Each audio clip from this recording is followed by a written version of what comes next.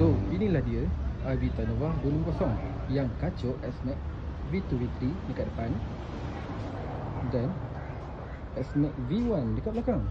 Oh, memang betul-betul sama macam S-Max tu. Tapi itulah, masing-masing ada kelebihan kekurangan. Tapi design memang dia ambil Yamaha punya design, betul-betul dia ambil. Sebenarnya adalah kelebihan. Yang ni rasa macam sama dengan Yamaha, tapi dia ada kelebihan dia. Contoh ni, ada dashcam, ada cover, tapi ni tak ada apa sangat. Sini masih kat sini. Lampu ada lain sikit lah. Lampu ada lain sikit. Dan belakang dia ada siap gas. Kalau S-Max memang selalu tukar olin, Pro Fender ataupun dan sebagainya lah.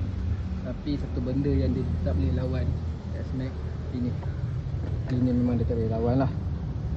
Seat rasanya mungkin satu helmet dia boleh masuk. S-Max boleh masuk dua sebabkan bateri dia letak dekat sini. Kalau macam S-Max V1 V2 bateri dekat area sini.